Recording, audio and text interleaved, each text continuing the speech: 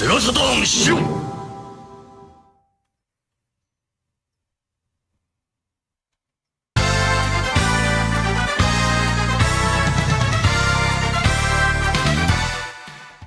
What's up, everybody? Oh, darn it. There's Dan.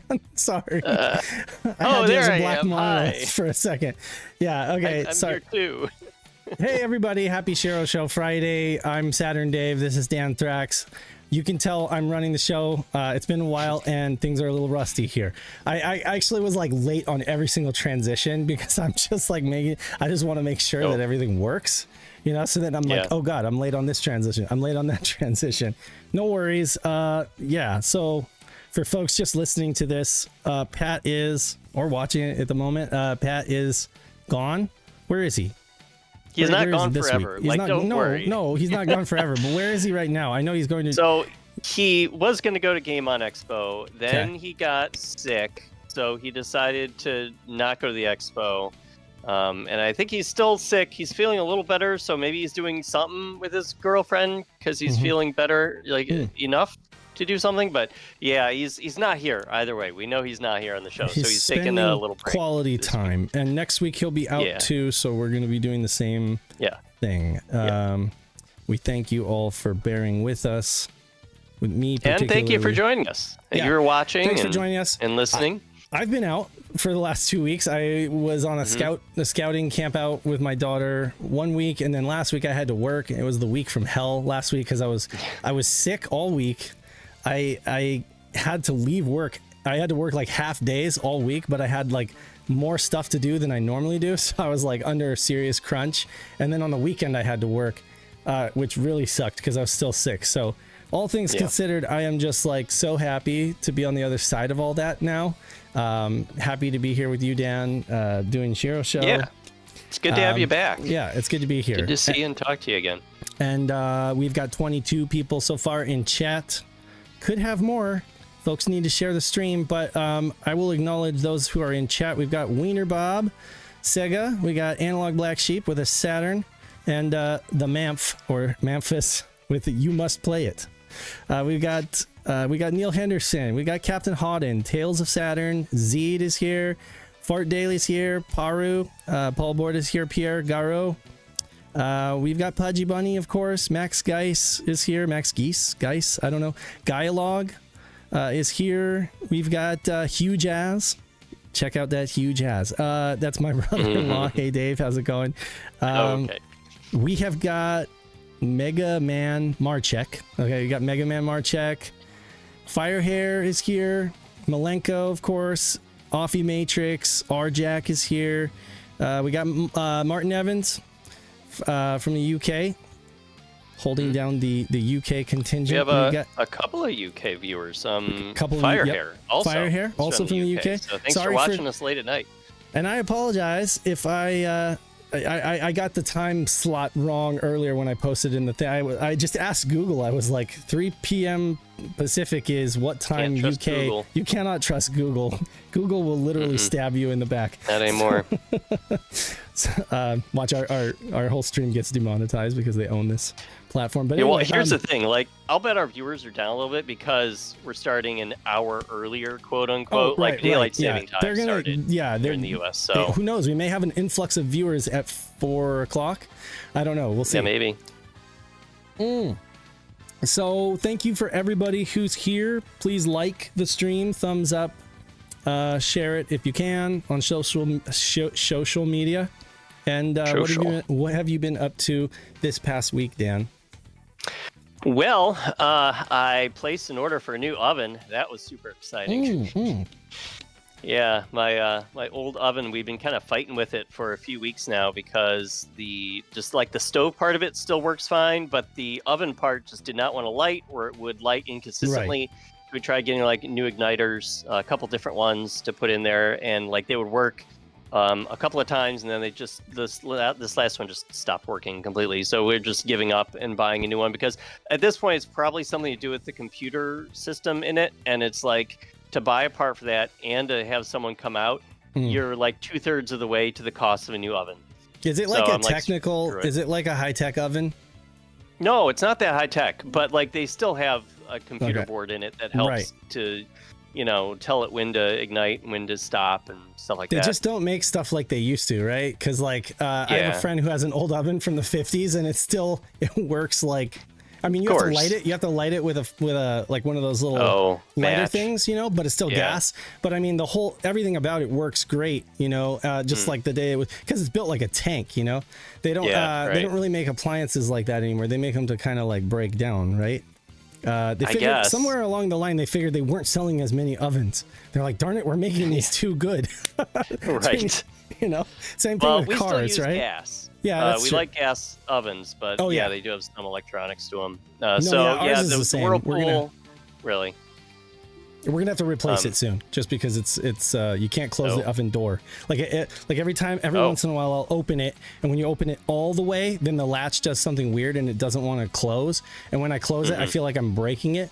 So yeah, soon we're gonna probably have to be in the same boat as you. Too bad an oven doesn't play video games, because I hate shelling out money like that. I know.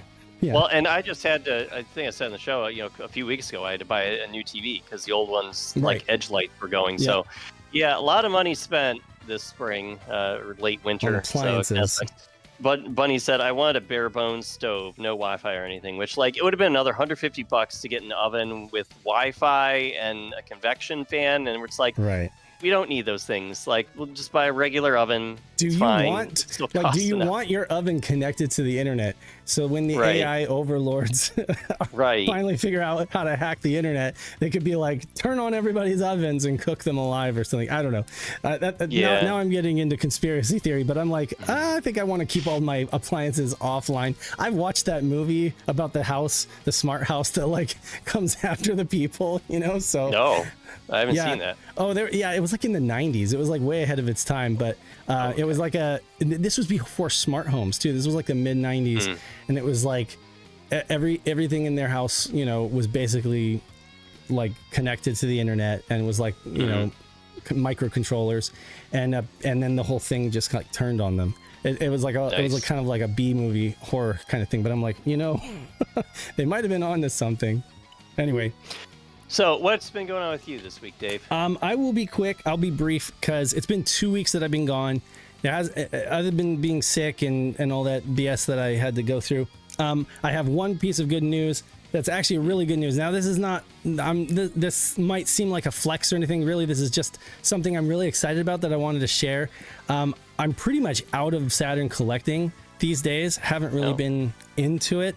Every once in a while, though, it's like I'll see something come up on a feed or something like that, and I'll be like, oh, that is a really good deal, because mostly the market is gone for this stuff. But every once in a while you see something come up, and I saw like an estate sale listing it was just like Saturn games in good condition. Yeah. $130, and I was just like, okay, games plural. And I messaged the lady, and I was just like, what games do you have? And she was like, I don't know what games they are, but I know there's a horse game. And I was just like, okay, wait a second, what? Yeah. And so I took a chance, because I was like, could it be? So it was a stack of 6 games. Now I put coverings on these to kind of protect them. A stack of 6 games for $130. You had Bug, okay, which I mean that's a solid. Alone. Oh, is it for 100? I don't know. For But 130? No, I'm just kidding. okay, but still, it's still, Bug. It's, I don't know, it's like a $40 game or something, but it's a solid copy in good condition, right? So Yeah. And these are going to be keyed out, so the colors, if it's like green or something like that, you're not going to see it. But you got Mist here. You've got Decathlete. Okay, Decathlete I think is a pretty solid game. So definitely. that was well worth it. Then there's a copy of Iron Storm. Now I did not own a copy of Iron Storm. It's one of those games. Is it good? Because I've not spent any time with it other than maybe one or. Go ahead.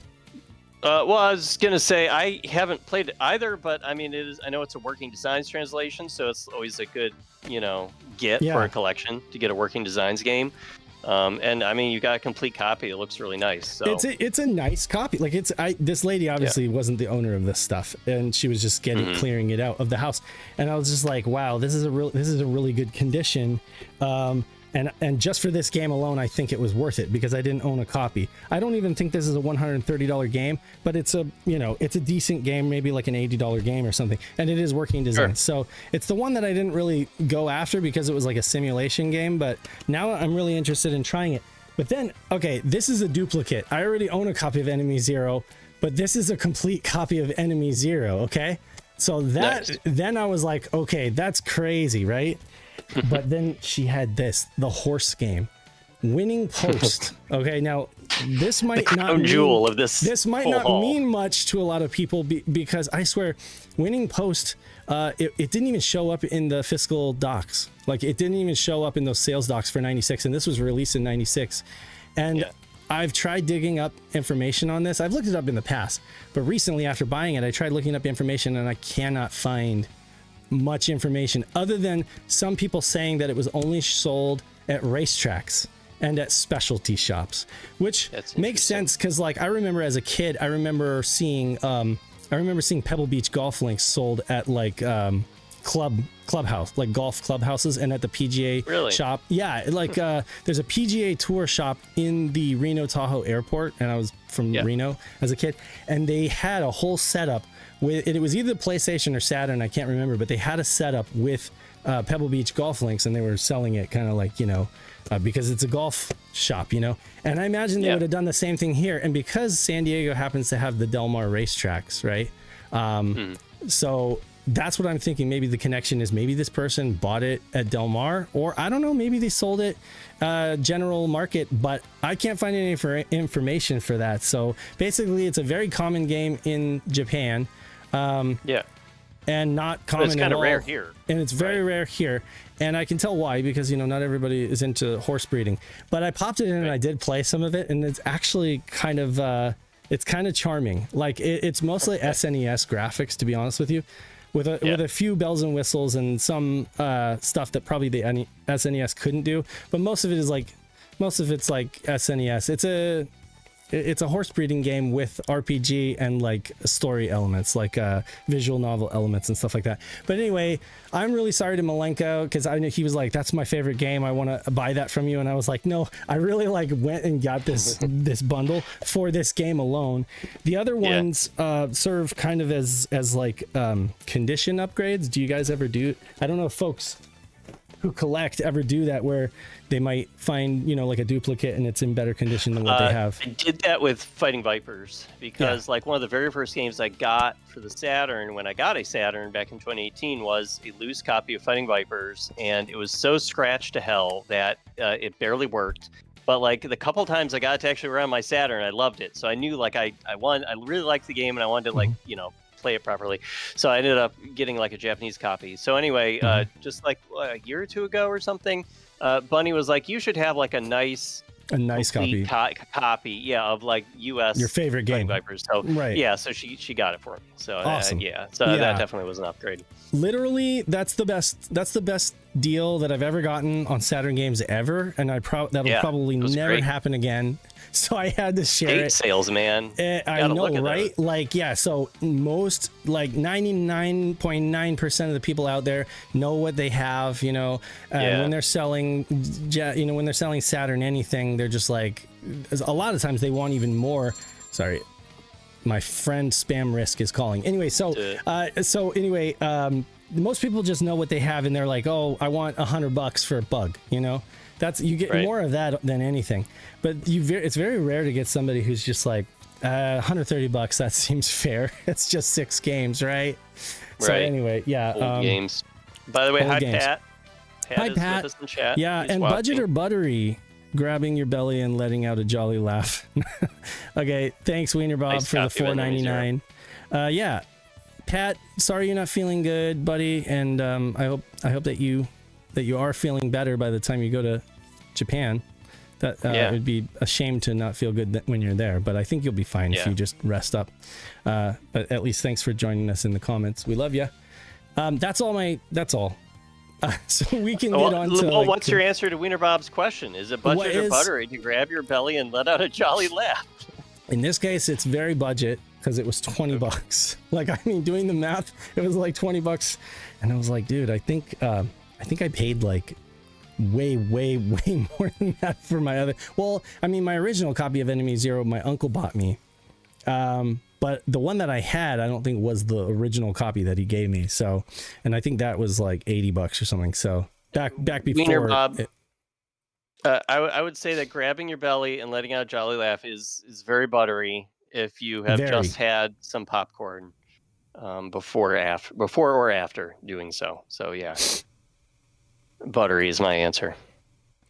Yeah, Pat says, sorry, I can't join voice. My voice is shot to hell. That's okay. And he did say that he did the whole condition upgrade thing with Magic Knight Ray Earth. He got a manual upgrade thanks to Sega Steve. So very nice. Nice. Excellent. Sorry, I was my son was pestering me for Switch time. So I was like, that's okay. Do that on the app. If you know, you know, parents. Anyway, so buttery belly. Right. Did I grab my belly while I held that? So maybe I don't did. know. It might I'll have to go back and random. Like Wiener Bob just comes up with funny stuff to throw at us. So and we appreciate it. I like it. Community announcements. Do we want to read community announcements? We want to read that thing from Yeah, I've got it up if you want me to. Do you want to go ahead? Yeah, do you want to put the image he made with all the hamsters or something under the leaderboard? Okay, so Double Dime wrote this update up this week. Yeah, I'm not sure. If you can't figure it out, that's okay. Don't I may not be able to do it. I don't think I can without making you disappear. Because I'm reluctant to just click on anything else because then you turn into like a black monolith. So I'll just fair enough. People will have to use their imaginations. So our community challenge is continuing, and this is what Double Dime has to say about it. We're nearly halfway through the Sega Saturn Shiro Virtual Casino March Community Challenge. Last week we saw Rink Rat cash out the highest amount on Blackjack, which was the first weekly challenge, with a total amount of $34,050, which beat out How You Been by $2,050. Pretty good. How You Been is this week's current leader in Baccarat, though, with a total of $24,950, just $350 more than Gregory Rasputin. Rankrat is the overall leader with a total amount of $69,695, a couple 69s there, nice, which combines the current and previous weekly challenge as well as the month-long slots category, which he is currently the leader of with a cash-out total of $17,000. So far, nobody has rolled credits in the story mode category, which is another of the potential prize categories with this month's challenge, but a few are attempting it. Participating virtual gamblers have until the end of this weekend, midnight Pacific time this Sunday, to get in with their Baccarat free play mode scores before the third weekly challenge, Roulette, begins.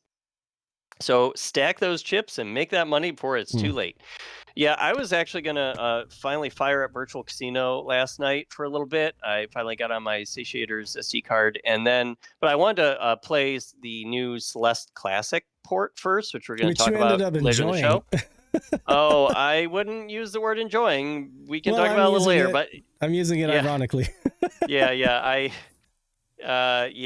took me so long to get through. I did beat it, to be fair, gamer cred to some extent. I did beat Celeste Classic, but it took me so long, and I was so exhausted by the end of it that I could not do Virtual Casino. So I don't know, maybe tonight, maybe I'll get in this weekend on the Baccarat challenge before it goes away.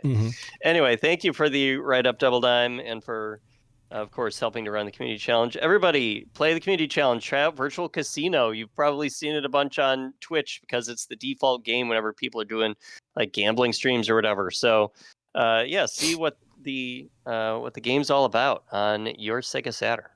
Yeah, someone did in the community chat. They addressed the fact that the girl, like at first, it seems like she's calling your hand or your suit or whatever, when you're playing like 7 stud poker, for example, but then she just kind of goes off like naming every kind of suit, or every kind of hand. And you're just like, yeah, no, she's like, you win, you lose. You're like, no, I definitely won that round. She'll just, That's funny. She just goes off. And then if you look in the Red Book audio, it really is like a track that just kind of plays randomly, and she just goes lists through all the suits. But it's weird because when you actually get your first suit or something like that, it does trigger the audio. It triggers the audio to to say, you know, if you got like a royal flush or you got a straight flush, it says that, and then it says you win, but then it just goes you lose, straight flush. So okay, so what they probably just like messed it up in the code. They probably made a mistake where like it was supposed to like they're correctly going to the right spot on the Redbook audio, but then they're forgetting to like stop it after. So then it's playing the track from the beginning through, you know? And every stream I've watched, people finally notice that. Like at first they don't notice it, and then they're like, wait a second. Is she just saying random shit? She totally is. So amazing. That's a bug that was left in the game. I wonder if Bo has looked at this game yet. If he would find, I don't know. Maybe we need to bring that to his attention. But it is a goofy bug. You're right. Yeah, it's just it is probably it's just Redbook audio, right? And it's probably just a command to say go to this timestamp and play the sample for X amount of seconds. But yeah, it's bad code basically. So that's funny. It's a fun game though. I mean, fun. It's probably folks are getting tired of it maybe, but those that are sticking with it, I've seen Double Dime say a couple times like, why the hell did I cash out? You know, because you know, at first when nobody has played yet, the best thing to do is just cash out because you're basically in the lead, you know, just by default. But as soon as people start playing, you know, so I guess it'll be fun to see what happens. It's definitely a more chill game that doesn't require nearly as much skill and grinding. I think it just requires a lot of button pushing or handle pulling. if it, talk about slots. Yeah, I guess it seems like the sort of game you sort of like vibe to while you're maybe watching something, you know, or definitely. I think that's the kind of game it ends up being. So, you know, what we have an announcement for Emerald. Are we going to do that next? Yeah. All right. I think this falls under community news as well. We have a game of the month for March from Emerald Nova. He likes doing these game of the month things. It was something that Sega Extreme did long ago, and he wanted to bring it back. So this is like a tie-in with Sega Extreme. He has not done this in a little while, but he's bringing it back. The game of the month for March is Riglord Saga. So cool. He has a very nice write-up that he posted today on our website on SegaSaturnShiro.com, or you can check out, I think, the news forum in the Sega Extreme forums, and you can read his write-up there as well. Oh, it's under General, and then Game of the Month. He wrote about Riglord Saga. He gives all of his thoughts on the graphics and the gameplay and what he thinks about it. I guess he originally wrote it off, but after Shiro had a community challenge for Riglord Saga, also as Mystaria or Blazing Heroes, of course. After we did our community challenge last year, I think it was, he decided to finally give it a shot. Another shot, really, a fair shot. And he actually liked it better. He still doesn't like the graphics, I don't think, which understandable. Well, They are a little like a dog's dinner. But I mean, you know, you got to compare stuff. Like, I mean, when it was being designed, when it was being developed, like other games, like the CDI stuff was out, you know, and I mean, it's better than that. It's not much. It's micro cabin still, though, you know, so they weren't like a, AAA headlining developer, but he does point out that like they were an experienced developer who worked on a lot of games for different consoles. So like I think he kind of expected them to do a little better. I doubt they'd have had any kind of inside access or anything like that. I doubt they didn't have Sega graphics library, and they didn't have any help probably outside of, you know, their own gumption. They got the book thrown at them too, you know, in terms of like, here are the chips. Just read the documentation and try to do what you do. And they were developing at the time, they were developing 3DO because they did the whatever. Very similar game. Can't remember what it's called at the moment, but yeah, they Guardian did that. War? Huh? Guardian War? Guardian War. Yes, absolutely. Guardian War is it's basically almost like the same game with slightly different coat of paint. Different story. But, different story, but I mean, very similar. But different architecture. So, you know, I mean, considering what folks do in the you know, in our community, you know, and are able to get up off the ground graphically, it really isn't that different, you know. It's just Yeah. yeah. But I mean, obviously Camelot and Sega were able to put out Shining Force 3 and have it look way better. But I mean, anyway, it's a very solid game, and it's got great music, and I think everybody agrees on that. So that's cool. Folks should go read Emerald's write up, and and again, this was Daniel Fredrickson's favorite game too, right? So yeah, this was Mr. Fredrickson's favorite game, and Emerald Nova does mention that at the end of this, that he also wanted to choose this as the game of the month as a tribute to him. That's good. That's nice. Yeah, he would have been proud. He would have been proud that more people are playing this game. Yeah, and appreciating it. Yes, absolutely. All right. I don't have any jingles to play to move on to different segments or anything like that. The jingles are trapped with Pat. Sorry. Well, we have the jingles. Random sent them, so maybe we can give them to you, and so when you host, you can. Well, I play still the have jingles. I have to insert. Yeah, I'll have to figure that out because again, I can't actually monitor stuff, so I couldn't hear it anyway to know whether it was playing or whether it was finished, just because of Windows and my audio interface. It's doing strange things. It happens to be working right now though. Nobody's complaining, so knock on. No Robo Dave is good. Knock on this couch. I don't know how that works, but let me just see here. I'm gonna bring up the browser. Okay. Bring up the browser and we'll browse. We'll peruse this here site called SegaSaturnShiro.com. I'm surprised you didn't do the browser for the game of the month we were just talking about, because it is an article on the website that was posted today. So okay. Well, here. I mean, it's okay. It's right here. March game of the month, Sega Extreme. Yeah. I didn't realize that it had been published. And okay, sorry. I'm not with it. It's okay. But there you go, guys. There's all the, as you see, nice good long visuals. write-up. Yeah. Yeah, and some screenshots. Oh, hey, there's also got the map. The little map thing. There's the map. Yeah. And he got the blazing Shiro's badges, so that's cool. Care of, were those done by who did the badges? Was that I can't remember if that was Zayden or if that was our other guy. I think it might have been the person before Zayden, whose name is blanking with me too. His name is blanking with me too. Okay. What's next? How far back do you want to go? There was something we missed. Way back. Yeah, so there were two stories that were posted last week that we did not get to on the show last week because we just had so much to talk about. And we have a ton to talk about this week too, so we're probably going to get through everything. But we'll go at a click. Here goes. Okay. So we are going to move on to our first news segment up is the former Sega engineer confirms Sega Accelerator was in development. Okay. That is right here. It was real. Got it. All right. It was real. With my hastily there's Kenji Paint Tosaki. Shop Pro image. A more Kenji recent Tosaki. Photo of him. I was gonna say.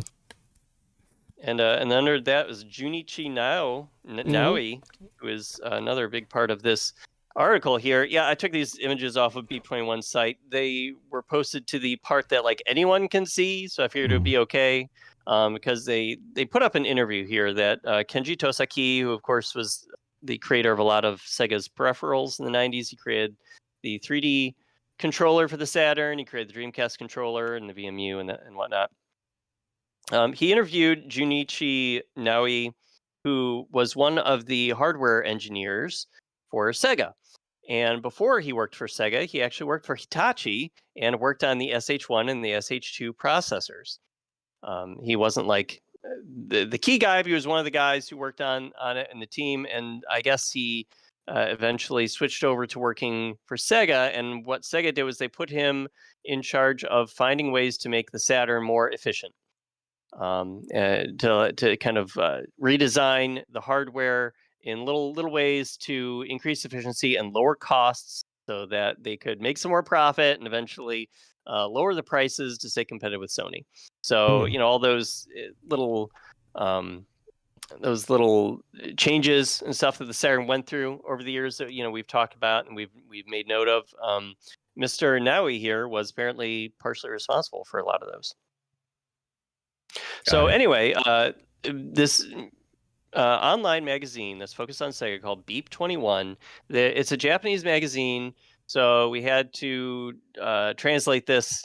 I initially was reading it just with machine translation, but for all of the translations that are in my story on the website here on SegaSaturnShiro.com, we did those by hand. They're human translated. You helped me, Dave. I really appreciate it with some of these. Well, no, you helped me with another article. It was with the Radiant Silvergun one. Radiant Silvergun. Yeah. Right. Mm-hmm. No, okay. So the ones that are in here, I think I actually did all myself. But you're already doing good because your Japanese translation was dictionary. already good. Oh, thanks. I appreciate. Yeah, with the Radiant ones. Yeah, I was close. I was at least in the ballpark on them. So yeah, they did an article where they kind of did an interview here and talked about, was this graphics accelerator that was rumored heavily in the 90s, was it real? Did it ever actually happen? Now, Tosaki did originally tell us when he talked to us on our Facebook page back in 2002 or 2003 that the graphics accelerator was not real, or at least he didn't really know anything about it. He was sort of like cagey about it. He said, I had an idea for an accelerator cartridge, but it was expected to be too expensive to manufacture, and the performance was not high enough to justify the cost, so it would have been canceled. Planning had progressed to the stage of considering commercialization. The industrial design team would have started moving, but that was not the case. So that's what he had told us. And he actually remembered us and replied to us and said, hey, I apologize for saying in a Facebook interview that the accelerator project didn't exist. The project did exist. This article can be read in your browser, so please subscribe and translate it in your browser. So I used our account to tell them, hey, no need to apologize. It's all right. We appreciate you bringing it to light, Yeah, I mean, I thought it existed because I know Hideki Sato did like the Phantom Riverstone. He did not Hideki Sato, but Yu Suzuki did the like Phantom Riverstone interview, and he went on record saying that there was an accelerator. And he that's been out. So that's when Tosaki said that, I was like, well, that directly contradicts what Yu Suzuki said. So I'm pretty sure there was. The question is how many.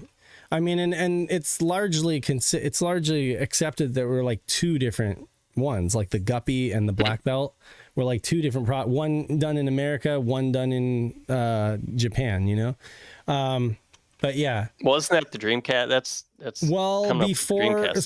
Dreamcast was Dural, right? So but before that, and Black Belt, I thought. Well, they were stages of the project. There were different stages of the project. I know Guppy though was definitely like an attempt to get it going on the Saturn. It was the VF3 driver, and again, like it likely would have either taken the form of a cart or like a big, like another CDX, or not CDX, but 32X type thing, despite the fact that what's shown online, what a lot of people have seen is like a fake 32X thing. That's not real. That's just magazines trying to hype it up. Yeah, we do not have a photo. We don't have an actual photo yet. Yeah. Of it. Hopefully we may get one in the next entry of this interview. So anyway, here's some of the details they gave. They did paywall most of this article, but Shiro has used some of your generously donated Patreon funds, thank you everybody, to subscribe to this particular series of their articles that focus on hardware, because they had teased before that they were going to talk about Saturn stuff and Saturn, the graphics accelerator and stuff. So it's like, oh, well, we got to subscribe to this so that when they talk about it, we can see what they say and report on it. So since it's paywalled, I didn't want to give every detail, reproduce every detail, because that would be wrong.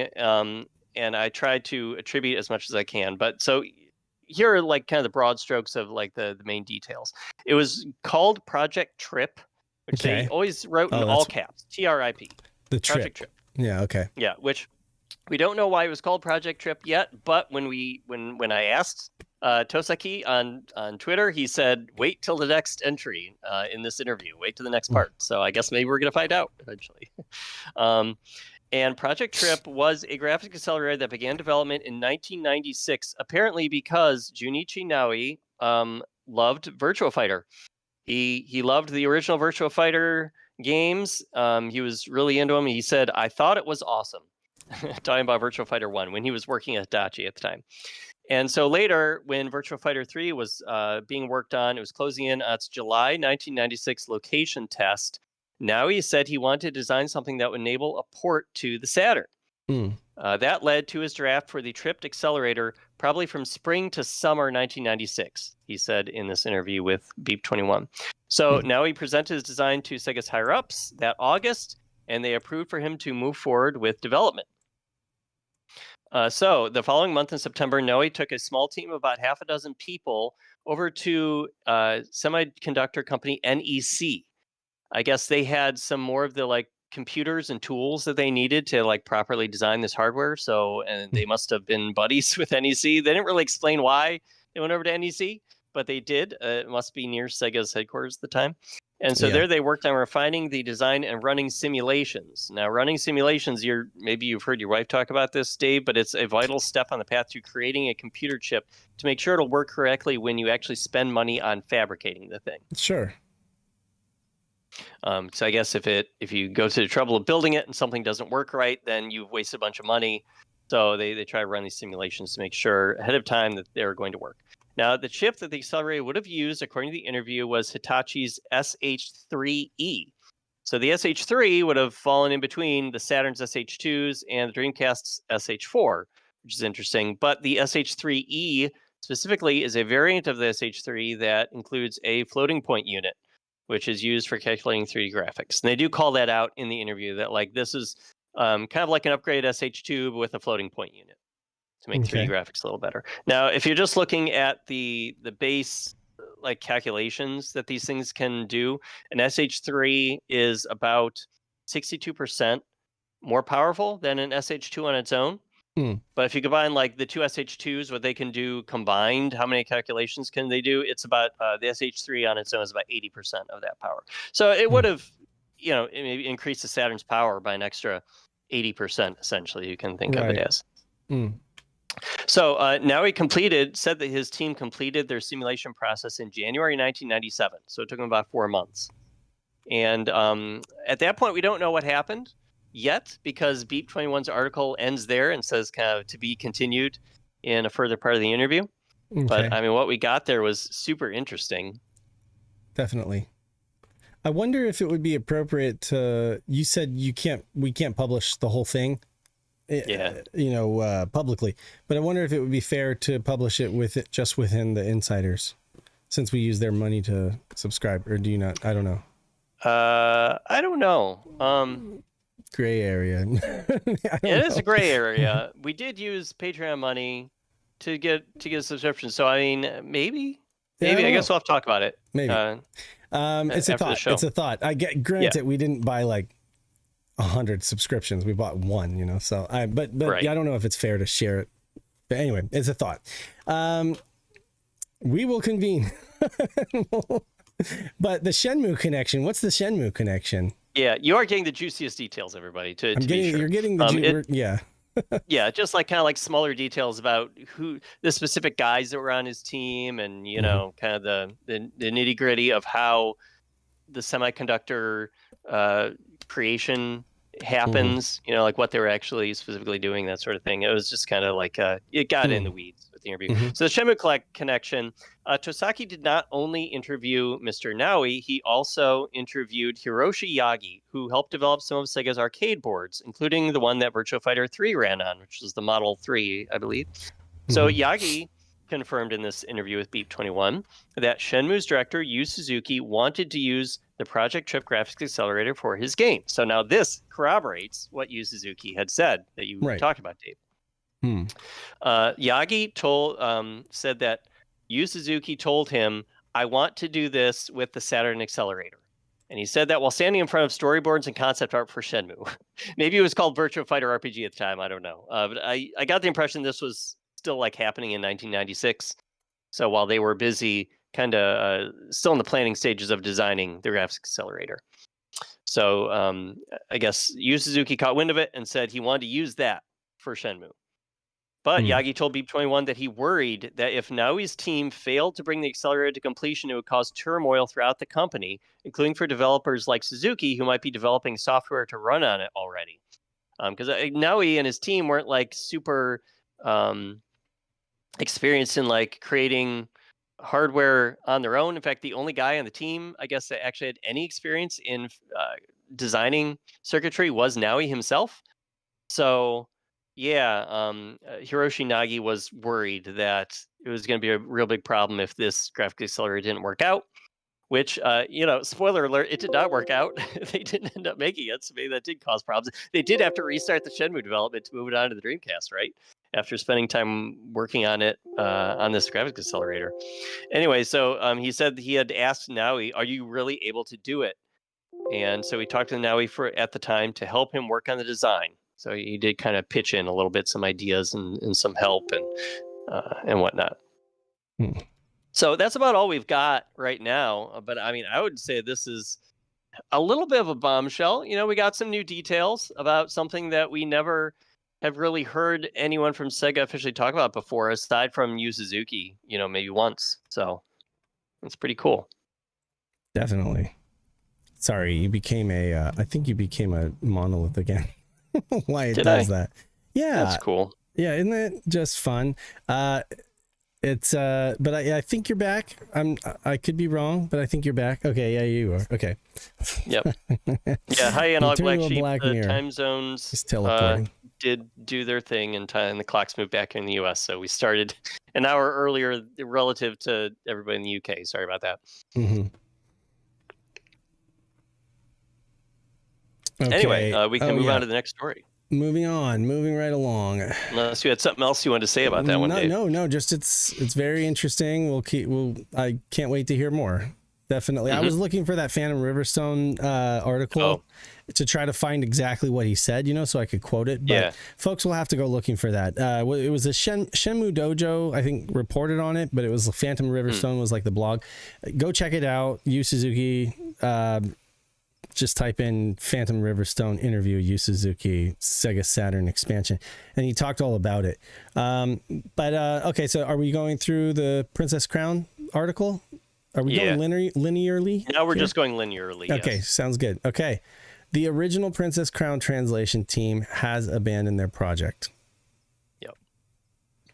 Unfortunately. Sad. Sam I Am and Cyber Warrior X are no longer working on their English translation patch of Princess Crown, and Atlas RPG released only in Japan exclusively for the Sega Saturn in 1997. Message from Sam I Am in the Shiro Discord server reads, the Princess Crown translation project that Cyber Warrior X and I were working on was not dead 18 months ago when Eadmaster started using our stuff against our wishes. Okay, even 12 months ago, we hadn't given up. We'd spent many weeks hurriedly tying up loose ends with the aim of getting our translation done first, but we didn't. Cyber Warrior X and I didn't contact each other for months after Eadmaster's final version was released. When we finally did, it was to admit that we were ready to abandon the project. Neither of us can find any joy in working on this thing any longer, and it's clear that the time isn't going to help. So let there be no mystery. Our translation project of Princess Crown really is dead now. God, what a terrible waste of time it all is. Why is this news? I mean, I guess if anything, this is news to let you guys know that if you're waiting for this thing, it's not coming. Right. Okay. And I mean, I think that there were some people that were still kind of holding their breath. There definitely were. Yeah. Eadmaster, essentially took. I mean, so. You can find some comfort. I don't know if you can find comfort, but you can find some comfort in knowing that, I mean, that their work, that Cyber Warriors X work, did make it into Eadmaster's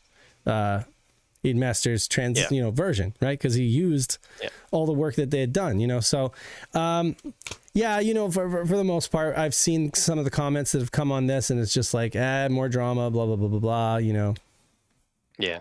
And I get that. Like I get there's like two sides to everything, And so and what we don't need is a lot more drama. It does suck. Imagine for a minute that you were one of those people doing all that work. It would definitely kind of make you feel defeated that somebody else came along and took it. But again, I have to remind everybody that they did kind of put it out as open source, right? And so it's fair game, right? It was they unopen sourced it, I guess, but I mean, it was open source long enough that it was able to be taken and worked on, and so it is what it is. You know, I can't. Go ahead. I think that this is also like a communication problem. I think I've said this before. Like, you know, no doubt thought that this wasn't being worked on anymore because they, you know, Sam I Am and Cyberwarrior X just totally went heads down. Right. You know, working on it. Sometimes life getting in the way for months at a time, from what I understand. So sometimes they weren't working on it at all for a while, which, you know, that happens.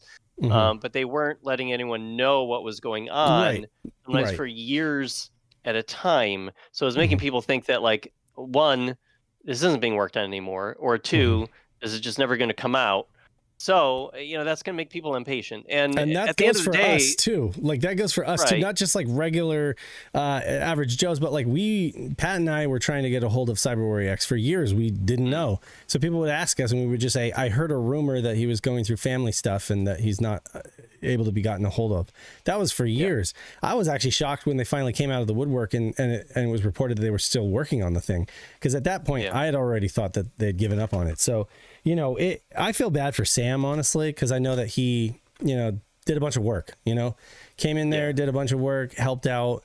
And I mean, I think that, you know, they wanted it to be released, but it was one of those things where, you know, if you're ever working with someone else on a project, it takes two, you know, and again, you know, they just couldn't get that momentum, I guess.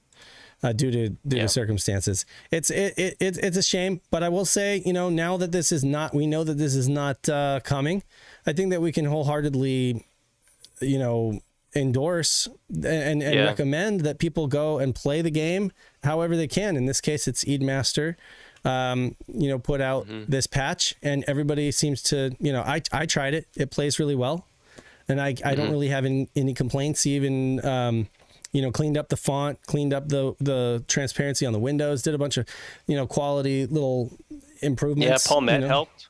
Paul Met helped. So yeah, you know, Team Medusa or Medusa team. I mean, it was just Paul Met by himself, but anyway, he helped out. So a little bit of his DNA in there, and then you know, I guess, should I read some of these comments just to sum up like the sentiment? Some of them are mad. But I mean, yeah. Well, you can read okay, a couple so of like comments. this says, ego is the source of most trouble. I never understood why there couldn't have been a huge collaboration with everyone involved. I think that's kind of what I said too. You know, that's like, you know, in an ideal world, they would have gotten together. And I think there actually was at one point, there was a discussion. Like they were in the same room, in the same chat room, discussing it together. And ultimately they just decided to go their separate ways. That was the wrong decision. And if you ask me, like at that point, you know, if pride didn't exist, if only pride didn't exist, like if they could just say, okay, you know what, whatever, let's all just work together and pump this out and make it the best that it can be. We wouldn't be in the situation that we are in right now. But anyway, yeah, it's crazy. And it's not the only case of like multiple translations of the same game, you know, in the fan community. Right.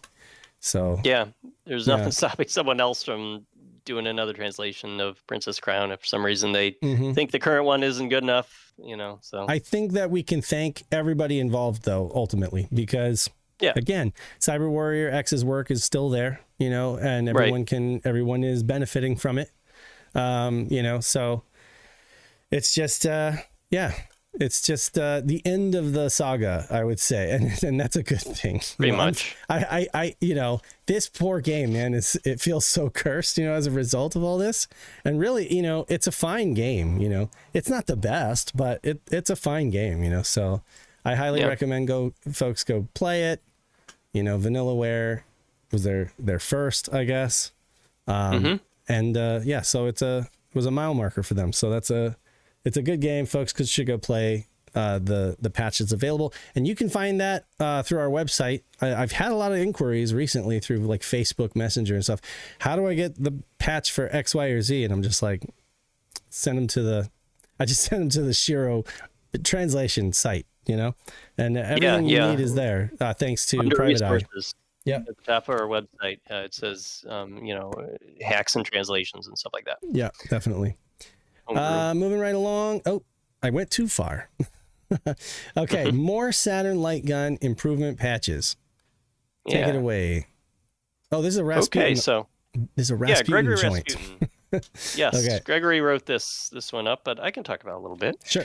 So yeah, Gregory reports that there is a new patch for Area 51 and Maximum Force, which of course are two Lycon games made by Midway that came out on the Saturn. And that patch is courtesy of Private Eye, who has been working on patches for Lycon games on the Saturn in recent months. And he had like some more quality of life things with like Virtua Cop 1 and 2 and the House of the Dead. This one for the Midway games is a little more basic. It really just disables the flash that's triggered by light guns in them. So that's helpful if one, it's driving you nuts, I guess.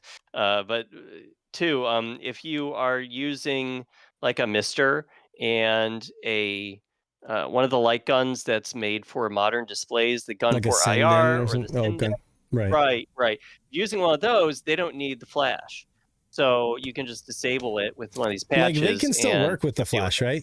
They can still work with it. I believe so. It's not necessary though, so it's just an extra eyesore, I guess, if you will, because it's not. Pretty much pointless. Yeah, that flash is there to communicate with the light gun from the CRT, right? Yeah. Right. Okay. Yeah, so if you're not using a CRT, then there's no point in having it if you're using, this newer If you're not light gun using technology. a CRT, then you're doing it wrong. No, I'm just kidding.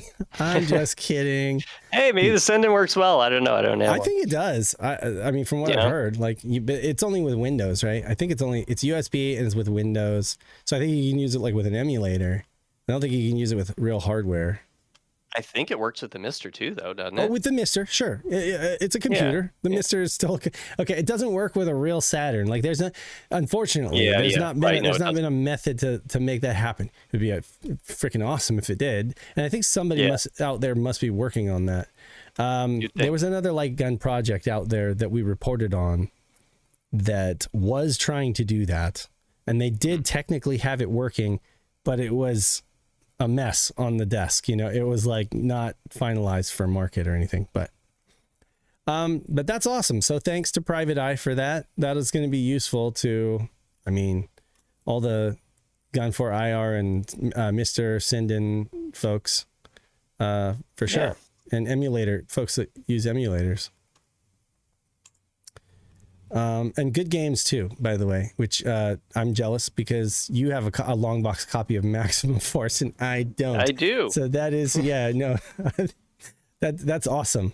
I do have a little expensive, but I do have it. It is, right? Like the market's gone for me unless I find another estate sale. I keep looking at it on eBay and I'm just like $80. Yeah. You just need a birthday sale. I used my birthday discount. Yeah. So it's 20% off, $64. Yeah, at that price, I would have to jump on it. All right, next up is Livewire Patches Radiant Silvergun on Steam after player discovers infinite scoring. We are skipping the Shiro show thing, right? Oh, yeah. Right. Okay. We don't have to talk about our own show. We don't have to talk about our own show. Last week, we doing the show. Do it anyway. Okay. Do you want to read that? Yeah, go ahead. Sure, I did write it. I spent freaking 6 hours on this story, and I don't think that many people cared about it. Yeah, I don't even know what it's about. I don't know what it's about, so I represent I am the audience. Okay, so tell me what it's all about. Okay, so there was a patch issued for Radiant Silvergun on Steam by its publisher Livewire, and the patch notes simply say we identified an issue in a specific boss battle where, under certain conditions, unintended behavior could occur and allow players to continuously earn score. This update adds a safeguard to ensure the process ends correctly, preventing unintended infinite score farming. We've also implemented this fix in a way that minimizes impact on the existing gameplay feel and replay data as much as possible. Now, I don't exactly know what that last sentence means. I don't know what they did to minimize impact to fix this glitch, but the boss in question they're talking about is the boss on Route 2B. Now, a Japanese player nicknamed VTF INO, I'll just call him VTF from now on, found a way to lock the boss at the top of the screen and attack it endlessly with the hyper sword without destroying it, racking up points endlessly with the grazing feature. The method apparently works in any version of the game, including the original STV Titan Arcade and Sega Saturn ones. Really? Yeah, Wow. so this is actually a problem for the original Saturn here. This isn't just like some glitch in the Steam version or something. This affects every version of Radiant Silvergun. So right now, only the Steam version essentially has been fixed. I'm not sure if they're going to fix like the Switch version. I imagine they won't. No one is going to care about the Xbox 360 version enough to patch that one. But anyway, so let's get into the exploit. VTF posted his findings. I had to do a lot of research to find this, by the way, because no one had like links to where this was. So I was like plumbing the depths of Japanese Twitter to find this. VTF posted his findings January 29th to X, to Twitter, in a now deleted post. So I can't even show you the post anymore. But the post and its attached video is preserved in a YouTube video that I found from a Japanese streamer who posted this as a VOD. Now I do have a link to the video in my story on the website, but just in case that video goes down, because the original post did too, I did record the relevant bit of it and cropped it down to like just showing this video that VTF had. I don't know if you're running it now, Dave. I but, am. Yeah, we've got it embedded, like uploaded to our website so you can see it. So there you go. And so the video seems to show VTF constantly hugging the boss at the top of the screen, constantly using the game's graze mechanic to slowly rack up points while swiping his sword occasionally. VTF likely found the eternal pattern, as Japanese players are calling it, because he'd been practicing a sword-only run. The exploit seems to rely on using a sword to keep the boss in place instead of using the ship's projectile weapons. It's a slow process, though. Grazing only gives 10 points at a time, which, when it's happening constantly, scores about 180 points per second. And yes, I did slow down the footage to like count it out and figure it out. You get about 180 points a second if you just constantly graze something.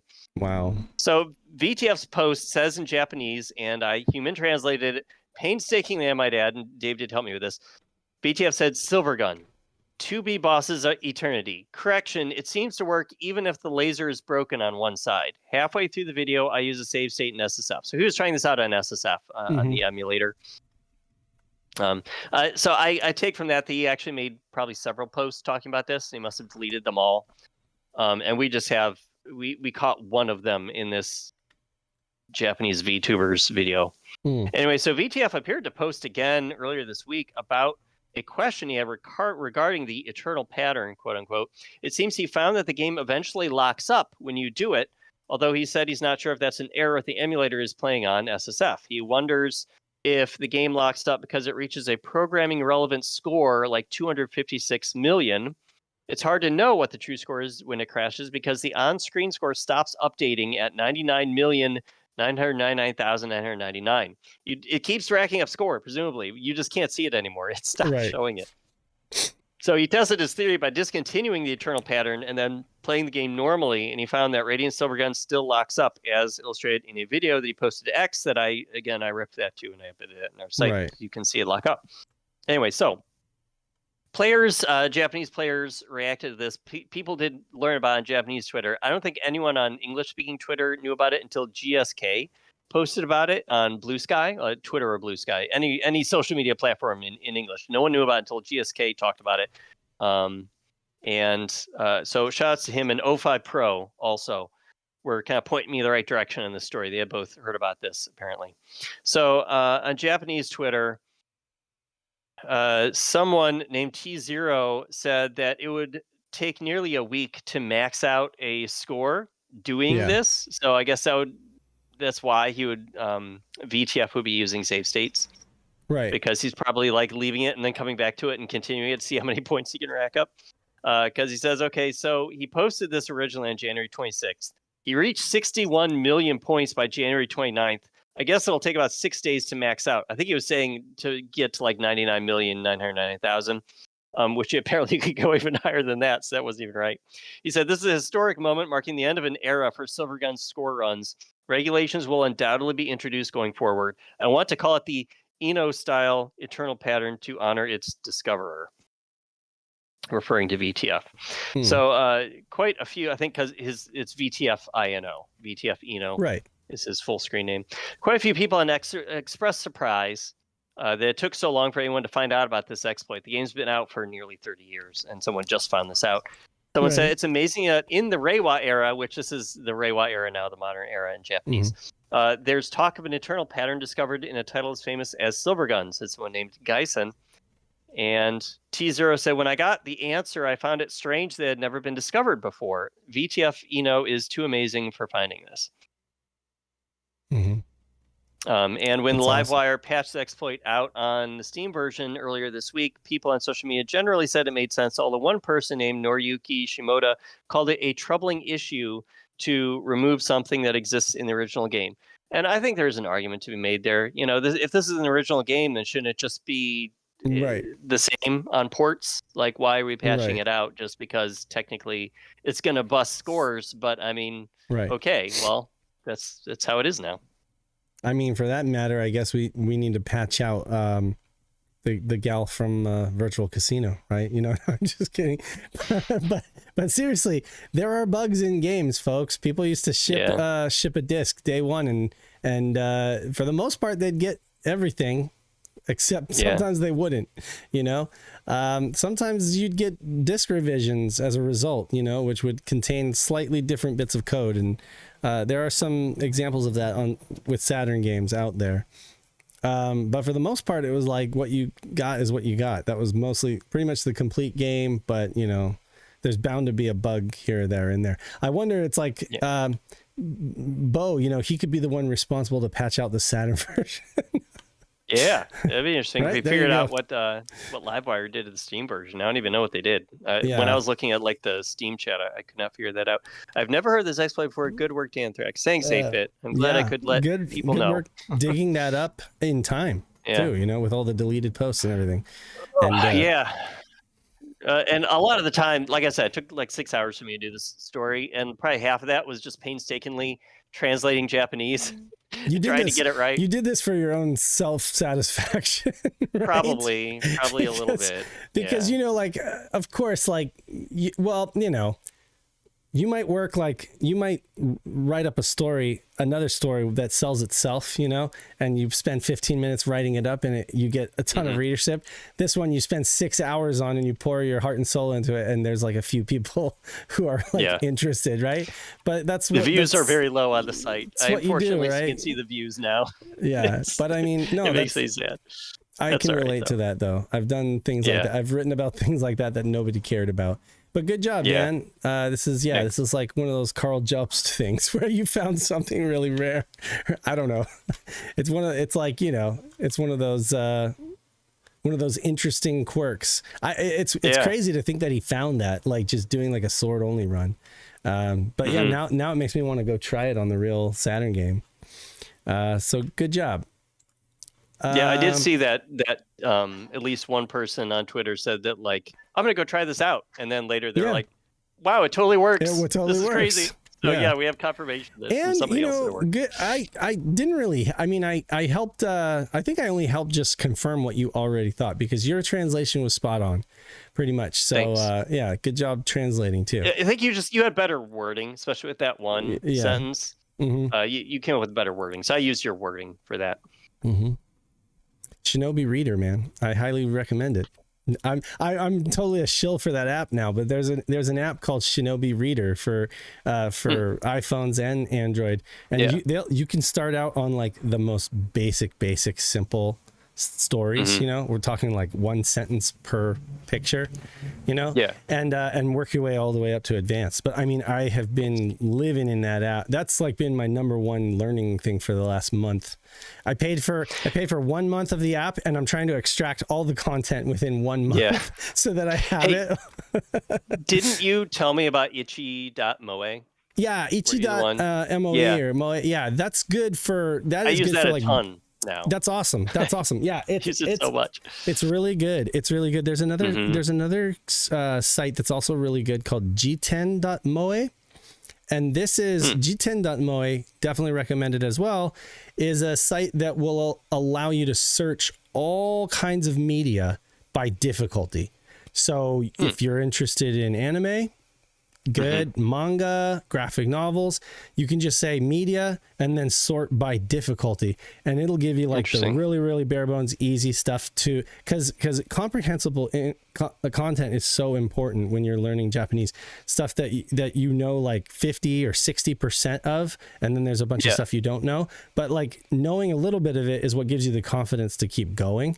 So yeah, there's some cool animes out there that are actually really easy to comprehend for people who are just starting out, and I recommend that site, jiten.moe, jiten.moe. Check it out. If you're interested in like consuming anime and manga that's like, you know, for beginning level and stuff like that. But yeah, no, that's awesome. I'm glad that you found that resource useful. It's really good at breaking sentences down. Neil Henderson, thank you for the £2. Buttery or buttery? Dan's spending 6 hours on this. Buttery or buttery? That's very buttery. Yeah, I guess. Yeah. Something like that. Now I just have a picture of Dan being buttery. Being buttery. All buttered up. All buttered up. Well, anyway. Oh man. Yeah. Oh man. Nobody needed that. Sorry. Well, it's just that Pat's not here, so like, what do I do? Right. You got to get some. It's up to you now. Innuendo. Okay, so under the microscope. I did make a 69 joke earlier, so it's you both did. of us. 69. Yeah. Let's see. Under the microscope from Bo Bales, Battle Arena Toshinden URA, which is the Ultimate Revenge Attack. Last week's edition. He came up with a few new cheat codes for Battle Arena Toshinden Remix, arguably the worst of the two. That's my opinion, but I think people agree. The question naturally arises, what about URA? My eyes are watering. Or Ura. It's only just the word Ura in Japanese, but then like when they brought it to America, they're like, well, we have to like make that mean something, so they said it means ultimate revenge attack. Okay, yeah, Ura. So goofy. Well, educate us. What does Ura mean in Japanese? Doesn't it mean like over or like like kind of like over the top? Kind of like over the top, going all out. Yeah. Okay, so ultimate, ultimate revenge attack. Those silly Americans. The other Saturn Toshinden game, and it's basically it's a very similar game. It's just cleaned up, it's a little better here and there. If you're going to go collect or you're going to own one of them, this is the one I recommend folks get. But anyway, he says, yes, he found 4 codes. One lets you control the movement of the title screen's background. That's interesting because it is rendered there in 3D. Another lets you stretch and warp the game's FMVs. That's also really interesting. Okay, a third is broken, but it's a memory patch that lets you see that it would make the press start text spin. Okay, interesting. And then the fourth nullifies the effect of one of the already known codes. So basically it turns it off. And then here's okay, interesting. He shows you a picture of like the high work RAM. Is this, this is the Mednafen debugger that we're looking at here. So play as boss characters on the title screen. When the press start button text is displayed, press A, B, Z, X, Y, Z, X, Y, C. A, B, Z, X, Y, C. And that'll give you the opportunity to play as boss characters.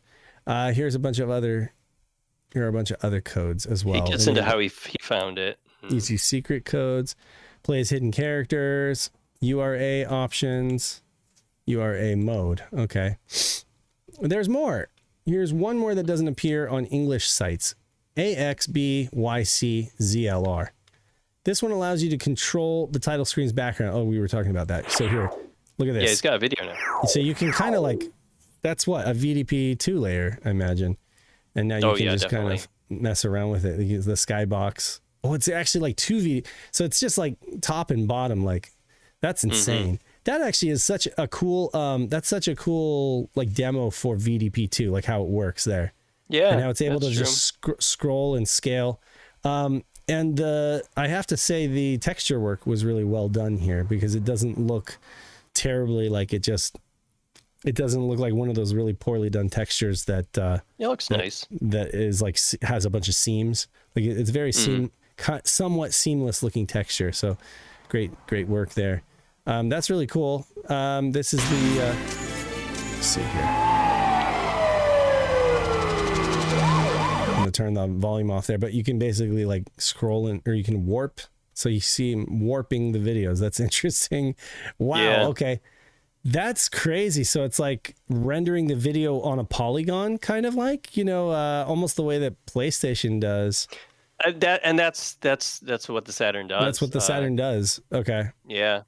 Because do you remember, I don't know if you've seen it, but there's like a developer video, and it had like different examples for the developers of things that they could do. And there's this one where it's like showing FMVs on a bunch of screens. I think it was like on like a pole or something, and the camera's kind of rotating around them. And so you see the videos, like skewing. Oh, you're talking about the Sega Flash demo disc, and it has like the little demo things on the like you can see the videos sort of moving. So like clearly those are just basically being put onto a texture, and just beaming the video onto the texture. So this kind of lets you play around with it.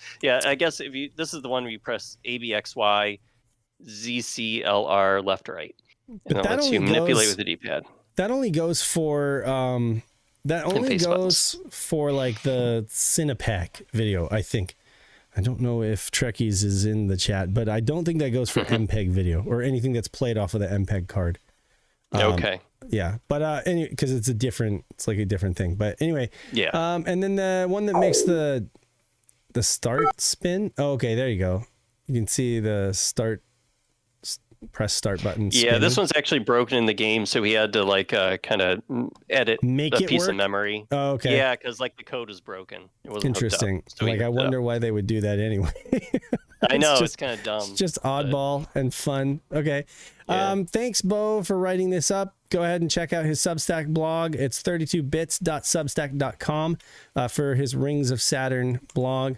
You can check out Bo on the Sonic Weekly podcast, and also as a member of the Green Hill Zone podcast as well. Fun stuff. I really appreciate Bo just plugging away at these cheats. Every time he does, it just adds to the stack of. Oh, and you can find Bo's stuff here too as well under what is it? Resources. I think he's under resources, and then hacks and cheats right there. You go to hacks and cheats, and you can read up on every single game that he's hacked, and it's a lot by now. He plans on getting to all of them at some point. So if there is one that you'd like to see hacked, or you have suspicions about that there might be codes hiding, you can always bring that up. He openly invites folks to recommend games that he should prioritize. I don't think he's doing these in any specific order. So he's like, if you're interested in these games, or you're interested in others, just bring them to my attention, and you can take a look and dig into the game's code. So that's a great community service. Next is a game that you had a blast with. Apparently, it's Celeste. He had some kind of a Saturn. So tell us all about it. Yes, this is another story written by Gregory Rasputin, who loves Celeste. To his credit, this is like his jam. So this is his jam. He was very excited about this news. A homebrew developer named EN83 or N83 posted some exciting news on Sega Extreme last Friday. They said, "Hi guys, I've ported Celeste Classic to the Sega Saturn. This is a port from the C/SDL version by Lemon 32767 to Joe Engine." End quote. The Sega Saturn homebrew port of Celeste Classic is available for download on itch.io. N83 has their own itch.io page, so we've got a link to just look for EN83 on itch, or click on the link on our website in Gregory's story. So as stated by EN83 in the Sega Stream announcement and within the README, the homebrew port utilizes the C port of Celeste Classic. Now, what is Celeste Classic? It is the original version of Celeste. Celeste, as most people know it on modern platforms, actually had a predecessor, which is now called Celeste Classic. I think originally it was just called Celeste. And that game was developed for the Pico 8 platform. And the Pico 8, of course, is not like a real console, but it's like a virtual console. It's like a virtual 8-bit console. Runs, so people can develop their own 8-bit games on it, and then anyone can just use like a Pico 8 emulator, quote unquote, emulating a platform that never existed, and then they can play whatever Pico 8 games they want. So it's kind of a neat little thing. Which has been done, right? I mean, we have in one of the competitions, I think, yes. Was it Ervil Soft that did that? I hope that I'm saying that right. Possibly, yeah. Someone did put a Pico 8 emulator. A Pico 8 emulator. It's the guy. Saturn. It's the gentleman who does really, really good like user interface stuff, like very neat looking user interface. You were right. Stuff. It was Ervil. Was it Ervil Soft? Ervil. So yeah, he did a Pico 8 emulator, and he did another one too. That was another Chip 8. Chip 8. Yeah, so he did a Chip 8 as well. And there's a really cool. Someone did a really, really good virtual racing game for Pico 8 that I was hoping would be ported to the Saturn, but this is cool that they got Celeste going on it. Yeah, so I guess you could have played Celeste through that Pico 8 emulator, but now there's a native port for the Saturn using GeoEngine. Right. So okay. Super interesting. Cool. Yeah. And I guess they had some issues initially running on Midnafin and Saturns with the Rhea or Phoebe or with the Fenrir. And I guess but a new version got uploaded after like Private Eye found this and kind of came up with like a solution for it. N83 uploaded a version 1.01 that fixed that. So you should be good to go on whatever platform, whatever way you want to play this, to check it out. I'm pretty sure it works on Mister too. So most things do. What was your experience playing this? Yeah, so I've played the original Celeste on my. I do have it on the Switch, so I kind of have some experience with it. I kind of knew how to play Celeste Classic. This is the first time I'd ever played it. Was on the Saturn. It does pretty much feel like the newer Celeste. They did a really good job, and the port itself is seemingly very well done. It runs great, sounds great, looks just the way it's supposed to. I'm sure. Like I didn't see any graphical issues or anything like that. So they did a really good job. N83 shout outs. But yeah, Celeste is not really my game. It is definitely Gregory's game. He loves it. It's not my game. It drives me up a wall. It is so damn hard. It frustrates the hell out of me. Because it's supposed to be like a difficult platformer, but man, it's so hard for me. Although I did not think about this until toward the end of my run. I did, in all fairness, beat it. And I posted photo proof to like one of our internal Discord servers. I don't know, you can't really show it on camera without making me disappear, Dave. But like, it took me, like Gregory said, oh, this is an easier, Celeste Classic is easier than the newer one. It should only take about half an hour to beat. It took me almost an hour. No, yeah, not so much. It took me almost an hour to beat this on the Saturn, and I died 641 times trying to. But you have unlimited continues, right? It just keeps respawning you, right? Yeah, you can, but it counts. 641 times. It lets you know once you beat it. Dang. Yeah, how long it took, and how many times you died. 641. I just kept trying over and over. Yeah, if you die, you have to start back at the beginning of the room you're on. Man, some of those levels as you get along in it are so hard, and I think I made it harder on myself. I was going to say this earlier. I didn't realize this till toward the end of the run that using the Saturn's 3D pad is probably not the best choice for this game because the D-pad is sort of mushy. It's not as precise as the standard Saturn D-pad. So when I was on the very last level and I just could not get it, no matter how hard I tried, I'm like, you know what? Screw it. I'm going to switch it out. Like I'd kind of been a little hesitant to do it because I didn't want the game to lock up if I took the controller out and put a new one in, which, there's always like some kind of possibility somewhere like that. Yeah. So I took a chance. I swapped them because this game doesn't save. And once you get to the end, it's just like you're on the end screen. That's it. And it luckily did not lock up. And once I swapped to that better D-pad on just a standard Japanese Saturn controller, it was like 2 minutes later, I got it. I died a few more times, but then I was able to get it. So I'm like, oh my God, this D-pad's so much better. Why did I do that to myself? Yeah, the D-pad on the... for some things, the 3D controller D-pad can be good. It's fine. But yeah, like it's not it's not the same. It's not the same as a standard Saturn pad. So that's for sure. No, and when you need precision, with Celeste, you need precision. Man, it just does not get the job done, really. And I beat 29 out of 30 levels using that damn thing. We have a comment on this write-up. Glad to see this get a write-up. Having tried this game in a few different flavors before, Modern Celeste on Steam and its hidden original Pico 8 version. The Pico 8 version on the web browser and a version via the Saturn homebrew Pico 8 emulator. Oh, so he actually did try the version via the Pico 8 emulator. I can say that this port is very good and enjoyable. He doesn't say if it's like better than the Pico 8 emulator. I'd be interested to know that if it it runs better. Because, you know, Ervil Soft did say that some games will run better on it than others because some games just take up more memory. But anyway, so super playable, sound comes through well, and it's perfectly responsive. Played on a stock PAL Saturn via Saru. The only issue I encountered so far is that at the start of a new level, one or two sprites load a little later than the others. Does anyone else think that the Saturn could make a pretty good stab at the upgraded Celeste? I don't know. I would have to speculate, but I imagine that, I mean, it's a 2D. Yeah. I mean, honestly, if somebody was willing to take the time to build it out, I think they probably could. No problem. I mean, I think that the Saturn is powerful enough to run Sonic Mania, to be honest with you, if somebody was willing to build it.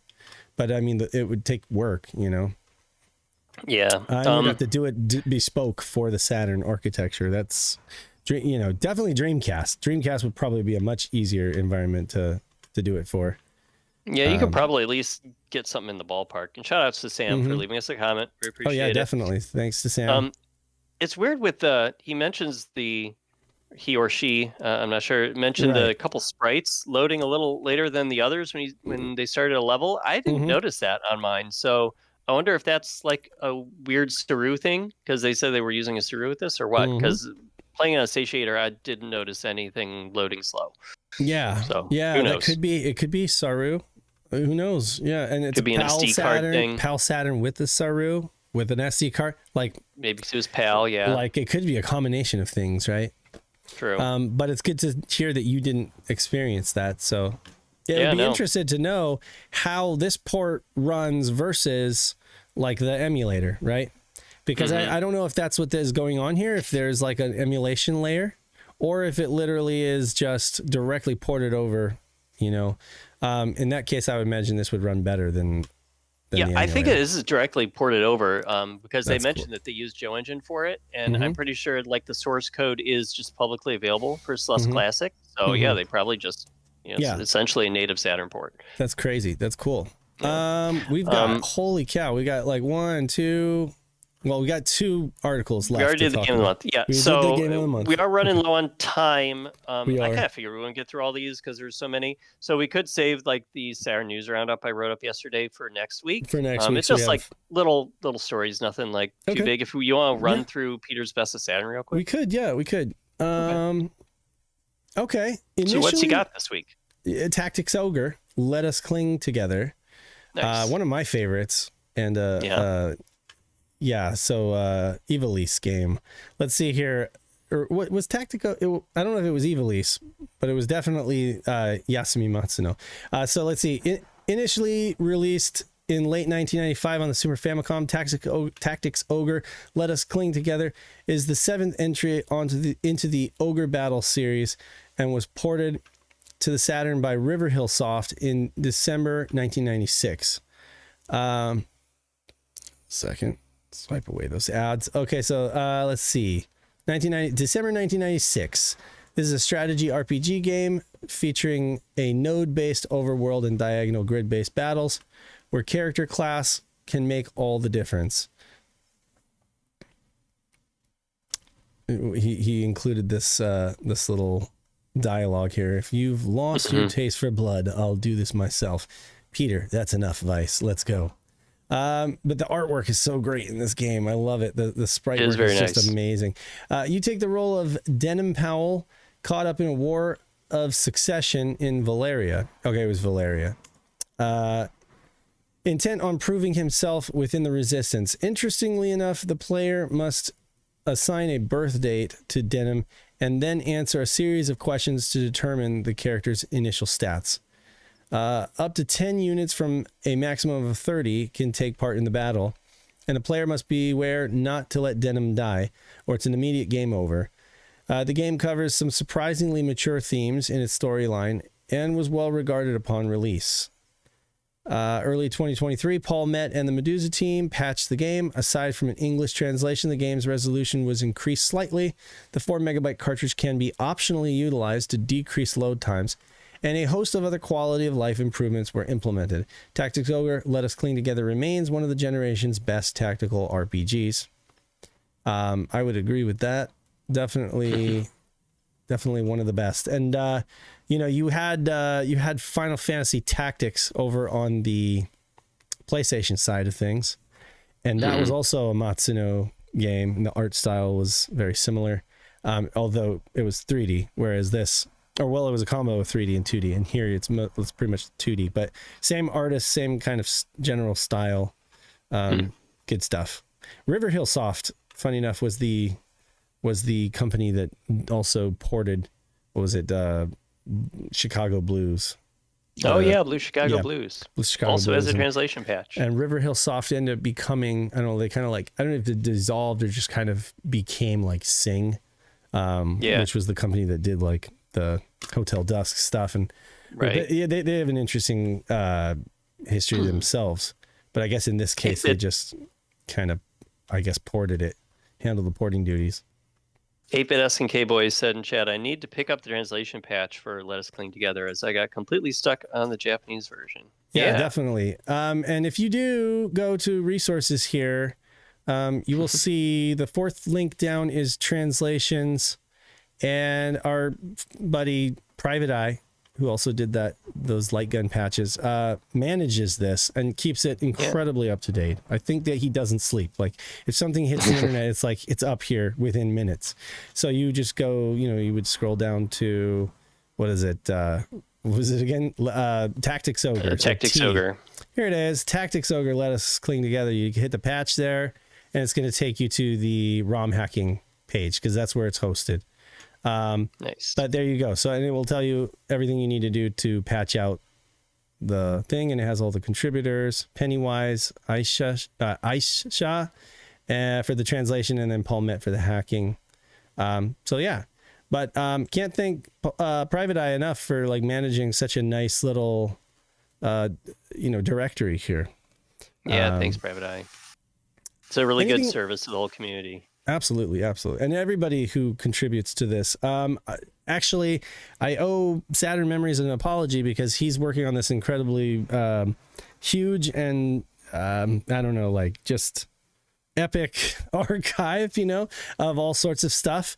And our site has failed him a couple times. I don't know. The page he was working on crashed, and he messaged me, and I need to fix it. I still haven't fixed it because I've been so busy at work, but it's on like the very top of my to-do list. It's worked its way up. So I will be getting that dealt with this Monday for reals. And then that'll be good to go. But what's the page?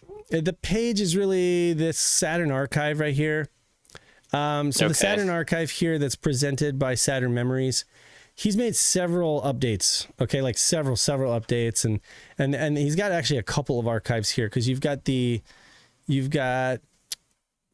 let's see here, Saturn Homebrew Software Fan Translate On-Site. I thought there were like two separate archives, but either way, so there's a resource archive, and then he's got everything. He's got like an entire menu of stuff here. It includes repositories, boot devices, emulation projects, homebrew hacks and patches, company websites, original company websites, via the Internet Archive, official game websites via the Internet Archive, like links for all that stuff in one place. Makes it really awesome for you guys to be able to search this stuff easily.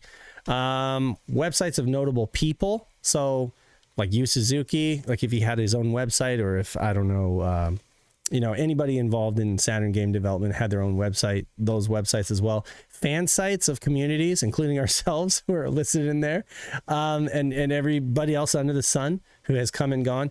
YouTube channels dedicated to Saturn stuff, and then a FAQ. So I mean, but what you're seeing here is not even as up to date as what he has, because he's working on an unpublished page that has, I guess, crashed on him just because of the sheer amount of information on it. So maybe WordPress is having a hard time keeping up. And I mean, understandably, it's not the best, back end kind of like database kind of software. WordPress, real ropey at times. It's ropey at times, but again, like he was coming from having it on somewhere else in it that came down, you know what I mean? And so he needed to be able to store all this information somewhere, and wanted it to be, I mean, even Sega Retro, like they're having problems all the time with their servers and stuff like that. That's really spotty. So, we wanted to offer him a home, to put this stuff, and it definitely helps because it ends up being a huge community resource that folks can, if folks don't know about the resources tab on our website, definitely check it out. It's all stuff like created by people in the community, so it's all great stuff, and we really appreciate everybody who contributes. Before we go, I guess I'll remind folks that they can buy merch. They can buy shirts.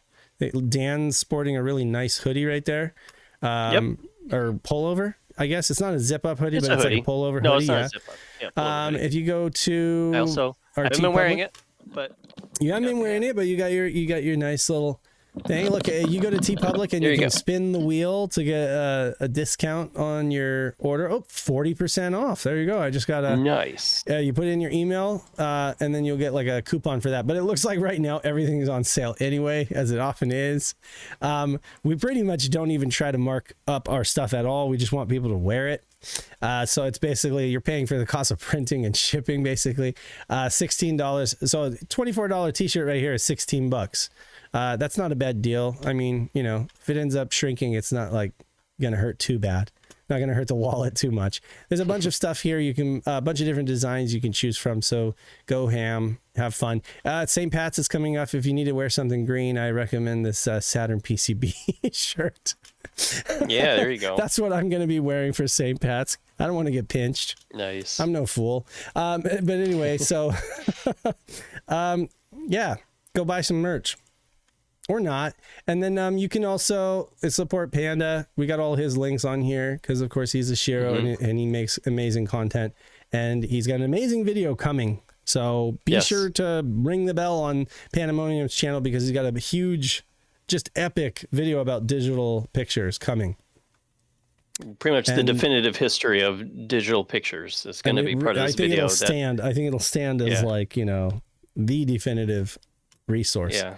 So, with that said, thank you for, I should list off our patrons. Our Patreon. Yeah. Thank our wonderful Patreon subscribers who keep the site rolling, and we really appreciate it. Yeah. And, we're always saying, thanks for keeping the lights on and stuff like that. But I mean, really, quite literally. It literally does. Quite literally, I hope I didn't make Dan go away again. But quite literally, you guys helped us. You guys helped Dan be able to sub to that Beep 21 so he can get updates on this whole,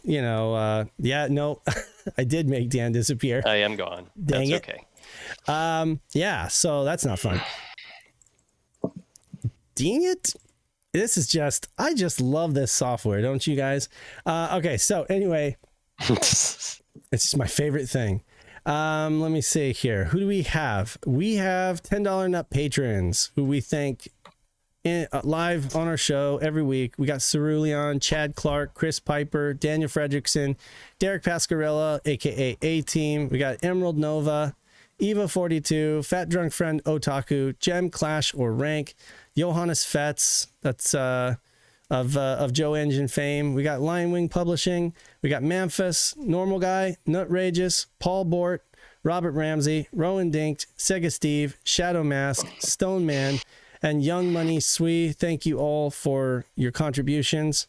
Some of you have been supporting us for like like a very long time. Like Johannes Feds has been supporting us for so long that he's like over the $1,000 mark. Like seriously, wow. I'm just so taken, you know, I'm just so shocked by you guys' outpouring of support and the fact that you guys would consider us a worthy enough endeavor that you guys would want to support us like that. We really do appreciate everything you do. For those of you who can only afford $1 or $3 or whatever, we appreciate that too. That really helps.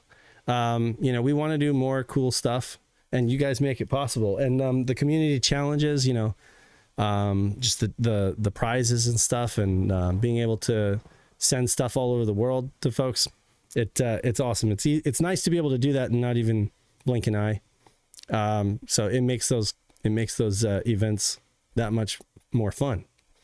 Mm-hmm. To everybody who can't support us financially, that's fine. I mean, we have to do this kind of at the end of every show, but I always say, you know, you don't have to give us money. Just, you know, if you want to join our community and give your time, you can get involved in the online tournaments, or maybe you can help somebody if you have a lot of expertise about Saturn and fixing stuff, or if, you know, you're somebody like Bo who knows how to hack games, or I'm sure that there's something in your skill set that you might be able to bring to the table. There's a lot of people in our community doing cool stuff, and you can be one of those people too. So highly encourage you to click the link in the description, join the Discord, and become a part of the community. We are first and foremost a community always. Yes. And this has been Saturn Dave and Danthrax reminding you to go play Virtual Casino and win big. Yeah. Win big. Cash. No, it's actually really there's a really good soundtrack on that game. You forgot to feel it. I don't know. I don't know how to describe the music on that game, but it is a cyber sound game, so it has like a really nice it has a really kind of cringy, but in a good way, digital sax. I know Random really appreciates that. Like, it's all MIDI instruments, right? And MIDI samples from like the mid 90s. So yeah, the sax is just incredible. Alley. So check it out. Join the community challenge. It's Natsume, so it's serious fun. And until next time, thank you for watching, everybody. Yep, thanks for watching, everybody. Appreciate it. And we'll see you next time. Bye-bye. You must play Sega Saturn. SEGA Saturn